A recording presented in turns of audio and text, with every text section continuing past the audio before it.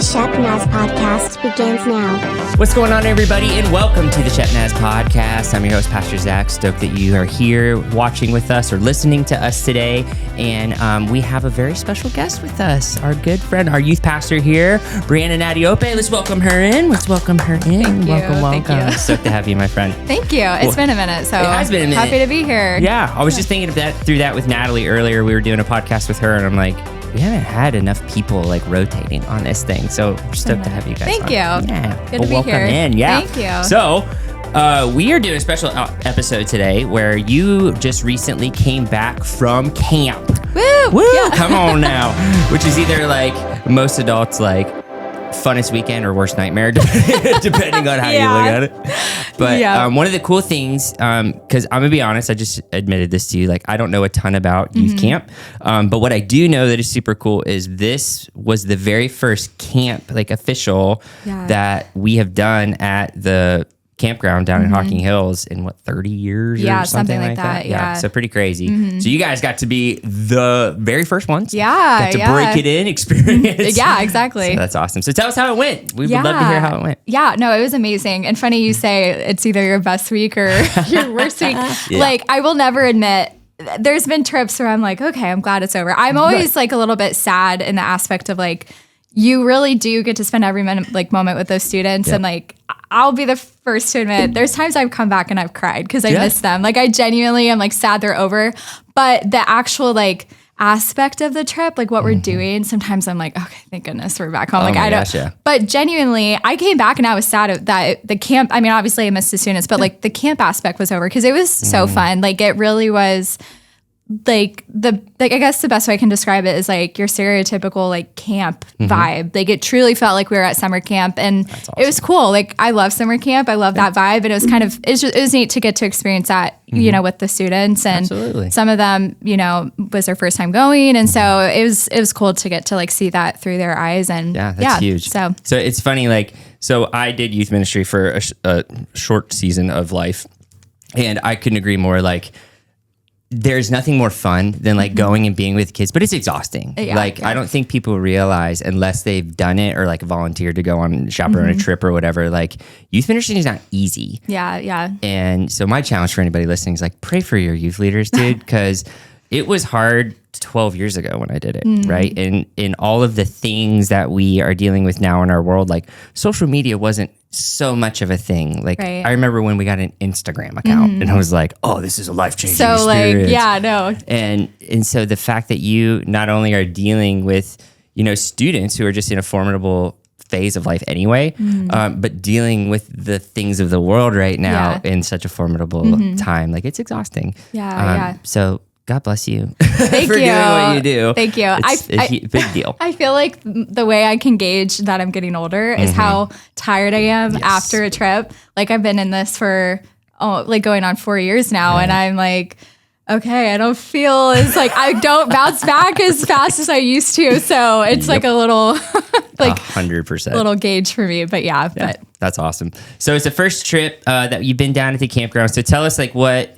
It probably was different every day, but like, what did a normal day look like? What did you guys do? What happened while you were down there? Yeah. So, pretty much a similar schedule. So we went down on a Sunday and we were there. They split it in half. So middle school and high school. So middle school was through the 17th, and then they had high schoolers down through the 20th. So the second half of the week. But, so typical day, wake up, go to breakfast, 8 a.m. And then we would break for worship, which was like 30-ish minutes. And then we would do sort of like breakout sessions that students can choose to go to. So they had a couple missionaries that came in and spoke. They had different pastors on the district that spoke about different things. And I'll just speak for myself. I went to a missionary one, and then they had like a breakout session for students to like go off and just be quiet with the Lord and like reflect on verses. And that was really cool just to like allow them to be quiet and not like they weren't really, or they were encouraged not to even really pray, just to like be still and listen. Right. So for a lot of them, that was the longest they'd got. It was like 30 minutes, like without talking or listening to anything. So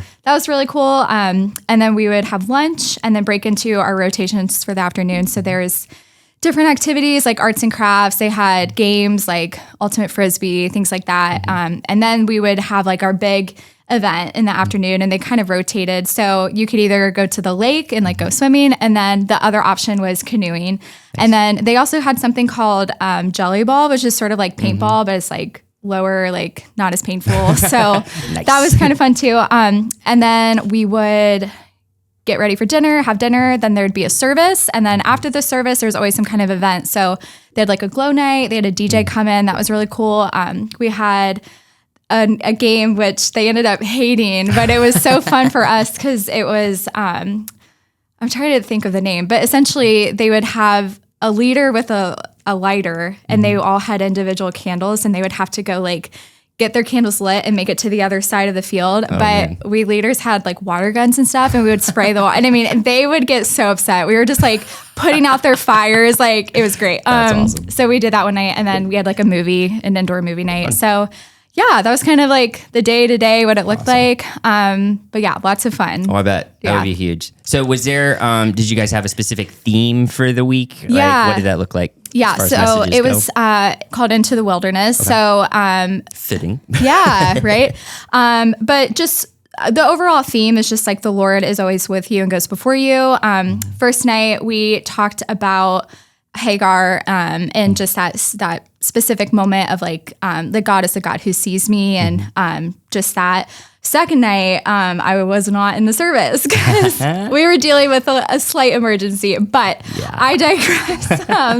The parts of youth ministry people don't get to hear about very much. Yeah, so I can't really speak to that night. Right. And then the last night was just sort of like a wrap up, accumulation of everything. So yeah, but it was just sort of the theme of like God's always with you. And that was sort of like the overall take home point. A lot of my students, I forgot to mention, we would have small group time after the main sessions, but I would ask them what is some one thing like you're going to remember from tonight, and they'd always say that like God's always with me, and I'm like, perfect, like you got it, there we go. So that's awesome. No, that's cool. I love when you can go to an event like that and have that breakaway time, especially because I know for me, like when I was coming up, we didn't do that enough. Like I think back to my camp experience, and I loved it, like it was awesome, but that now that I'm older and looking back, like hindsight's 20/20, whatever, but you know, we didn't have that time to like unpack what was happening. And I think that's something that is really valuable to students, especially today, where, you know, we can hear something and be inspired by it, but like to really unpack it and talk more of like, okay, what does that even mean for me specifically? Right. Or even like, you know, our district is so unique as far as like, you know, here in Gahanna, we're city, you know, we're super close to Columbus, but then you got kids coming from like Southern Ohio down on the river, and like culturally it's just so different. Oh yeah. And so a message being presented to a room of kids that are very diverse in culture, how that can really affect where they're at. Yeah, absolutely. To have a cool moment of like, let's unpack this. Like, what does this mean for Shepherd? What does this mean for wherever? Yeah. So that's cool. I'm glad you guys got to do that. And the district was really intentional too, because usually like the last night of any trip, it's like termed the cry night, because it's always like very, and they were intentional about, we're just going to watch a movie tonight to give like students space to sort of like process and unpack, instead of like, we're gonna have an inside Nerf gun and we're gonna like, you know, like it's sometimes youth ministry can like overstep or like pass by the like, oh, we just had like students on the ground bawling their eyes out and now we're gonna go do like a crazy event. They were like, nope, we're gonna take time to just like give that space. And I thought that was really, you know, really great. So that's huge. And I think that is like, that to me is showing that what you guys are doing in today's day and age, like you're paying attention to what the kids' needs are. And I think that's something, at least the difference of when I was doing youth ministry versus today. And like one of the things kids need is that time. They need time to decompress. They need that time. Like I think back to all the ridiculous events that we would do, and it's like, just go, you know, 24/7, like nonstop. And really, like, I think we did our students a disservice to not allow them time to like really process and think like, you know, hey, we just heard like a potentially eternity changing message. Now let's go play dodgeball. You know, it's like, no, like what are we doing here? So that's really cool. Now I think it was Nick shared on Sunday in Johnstown, and I don't remember the exact numbers, but from what I do remember is like this was a pretty drastically impactful weekend for a lot of the students that were there. I mean, it sounded like, there's 60, 70 some kids that gave their life to the Lord. There was kids that like had a call to full-time vocational ministry. It just seemed like there was a lot of opportunity there. Do you have anything that stuck out to you during that time? Maybe, with our students or any student that you noticed that you would be okay to share? Yeah. So, on our last day, it was like our last morning session. Our Serena Kleppinger, I'm not really sure how to say her last name, but she was one of the speakers, and we had like sort of like a huddle beforehand, and she was like, we're going to ask students these questions, and we're going to have them close their eyes, but we want you to keep your eyes open so who's like raising their hand, which I was glad, because I always want to look and see like, but it's like, raise your hand if you are accepting. I want to like look around and be like, who's, so I was like, yes, I get to find out, and that's so, awesome. But I was honestly taken aback, because I typically err on the side of like, I always picture, well, when we do that, maybe one person raises their hand or like nobody, and they're like, thank you. And it's like, nobody's raising their hand. It's like, I see that hand. But I looked around. So many students had their hands up, and like, it was so beautiful. Like, especially they asked the question, like, would you like to accept the Lord? Way more than I thought. And I think sometimes you go into this, and it might just be like, from the demographic we have here, or even just like my own upbringing, growing up in the church, or a lot of our students grew up in church. So you just don't, or you kind of go in with that expectation of like, all these are church kids. They already know Jesus. So they're not going to, they've already accepted him. But then to see like that many, that was their first time. And not only that, but asking the question of like, I can't remember how it was worded, but essentially like, raise your hand if you are wanting to take essentially a step, like your next step with Jesus, or you want to like recommit your life to him. And like every student's hand was raised. And we even had a student, I won't share who it is, but raised her hand with a call to vocational ministry, which was really cool. And so, yeah, definitely things that I wasn't expecting, but beautiful nonetheless. And like, just, amazing. That's huge, man. That's huge. And what I love about it too is like, how do I want to say this? Like, I might step on some toes when I say this, but I'm going to say it anyway. I think there's some people in the church that, kind of live in the, I miss the good old days mentality that have this fear of the future of the church of like, we're going to hell in a handbasket and, the Nazarene church is falling apart. But then I hear stories like this and I'm like, I'm not so scared of the future. And in fact, the harder I look, the more I see like our young people are on fire right now. And so I think it's our job, and not just youth ministers' job, right? Like everybody, our job is to really be investing in prayer for our young people, because they have the enemy is attacking them more than ever before, has way more ways to do so than ever, and we're still seeing this fire for our young people. And so we just need to be praying that God continues to just push them and lead them. Okay, I had one more question. Yeah. So I was thinking through this morning of like, camp has been like a theme around Shepherd, if anybody knows. For sure. Rob is pretty much just like building an entire campground with his bare hands, and it's camp season. Like I just keep camp. Yeah. And it got me thinking, like, do you have any memories from when you were a kid at camp that like either are funny or fun, or like maybe like this was really spiritually impactful for you? Because why I bring this up is like, I think it had to be a God thing. Like this came from a Worship Wednesday episode, like over a month ago, of hearing, I believe it was Hennessy from New Albany was sharing this story that brought back a memory to me of it was all about like people seeing something in you that you don't see in yourself. And it brought back a memory I had from camp when I was like 13. And we did this breakout session. I'm sorry, I've told this story like 17 times on the podcast now, but like, it just, to me, it's like really fresh and heavy on my heart that like, I was so self-conscious. I was this little nerdy kid, and like I just wanted to play drums. And they did breakout sessions, and it wasn't so much like spiritual stuff. It was like I went to a breakout session to learn how to drum. What had nothing to do with spirituality. And I went in there, and I probably was just in that point like I don't know anybody in here, and I want attention. So like I came up with a random question, and it had something to do with along the lines of like, how do I be a leader from behind a drum kit? Because I'm always just going to be a behind the scenes drummer guy. And as I was asking this question, the director of the camp named Bennett walked in, And he heard me asking, and he's like, Zack, you're a leader and you're going to lead thousands. Wow. And I'm Yeah. like, you're an idiot. Like, that is not at all what is happening. But it was God speaking through people into me, something I didn't see about myself. Yeah. And looking back on that, and then, you know, over my full-time ministry now, it's like, I've literally had that opportunity that I would never in a million years have guessed that. And to me, like, that happened at camp. Like, that was a formidable moment at a summer camp. That, you know, just kind of spoke into what the rest of my life would look like. So it's just been heavy on my heart. So I didn't know if God, you know, it doesn't have to be anything heavy, but do you have a camp memory? I do. I have two. I'll share the more spiritual one, and then I'll just share like the funny one. Yeah, I always love fun. So I only went to camp one time when I was a kid. We would do like mission trips, and I went on those a lot more than camp. But I think I was probably like 9 years old, I would say. But I vividly remember, I don't even remember who the speaker was, but she was a children's pastor. She might even still be connected to the district. I don't really know. But I remember her sharing about how the Lord called her to ministry. And she said this, and I thought it was funny at the time because I thought she was joking. But then later I'm like, wait, no, I think she was serious. But she said that all her life she wanted to be a DJ.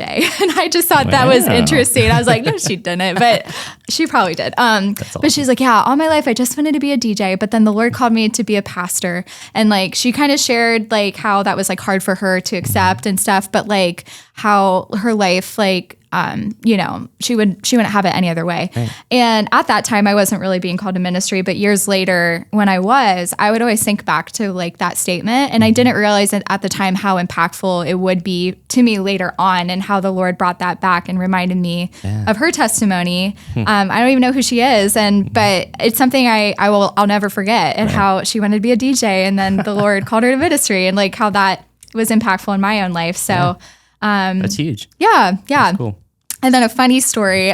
Some people have probably heard this being shared because it's pretty funny. But at the camp, it was different. I don't even remember what campground we were at, or if it even was a campground, to be honest. It was not really a campground. It kind of felt like we were in the city, not going to lie, from like my memories. But anyways, we were staying in like a warehouse. Oh, fun. No cabins, like literally just a giant warehouse for... Cool. Yeah. And we can even ask Phyllis about this, because Phyllis was a leader on the trip. Oh, wow. So, yeah, the girls were in a giant warehouse, just like hundreds of bunk beds everywhere. There were no rooms, just a giant warehouse. And so our little shepherd corner, it was the last night. We were asleep. I had a bottom bunk, and then the guys were in another warehouse, just like next door. At 3 a.m, the guys stormed the girls' cabin and ran straight through, making noise. Apparently, I didn't wake up. And Austin Cummings, for any of you listening and remember who he is, he came to my bed, took my pillow from under me, started smacking me with it. I slept through the entire thing. I didn't know this happened till later, and they were telling me about it. And like, I think it was Phyllis. She's like, yeah, like you didn't wake up, and I'm like, what? Like, that's had crazy. no recollection. So clearly, it was the end of camp. I was tired. Right. I was gonna say you were worn out. I was worn out, so I can't even say it's a memory because I don't recall it, but just what I was told. So that's so wild. Yeah, that is so wild. I love it.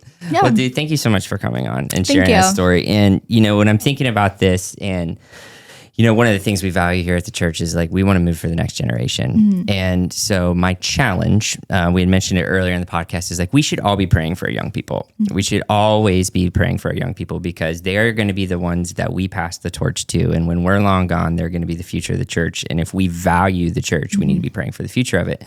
So be praying for those kiddos, be praying for your leaders. Like we were talking about, like youth ministry is not an easy thing to do. It's exhausting. The world we live in is crazy to navigate. And so we need to be praying for our leaders and supporting them, and not just supporting them in prayer, but maybe you've been asking yourself, or you're feeling a nudge, like, I need to be stepping up. I need to be being the hands and feet of Jesus. Like we have opportunities for you to serve and invest into the lives of these young people. And that comes with prayer, but that also comes with investing your time, investing your resources. And so if you maybe have been curious about those opportunities, please reach out to Bryanna. I know she would love to talk with you and have you serve alongside them on Wednesday nights in the different various events and stuff that we do. So that's my challenge to you. Step up. It's time to do it. But Bryanna, thank you so much for coming on. Thank you. Thanks for having me. Yeah, man. We're glad that you guys had an amazing week at camp. Thank you. We're praying that all the seeds that God planted at this week would continue to grow. So thank you so much. Well, hey, we love you guys. We hope you have an amazing day, and we'll catch you next time. This podcast is a production of the Shepherd Church of the Nazarene, Gahanna, Ohio. Email to podcast@shepnaz.org and let us know what you think.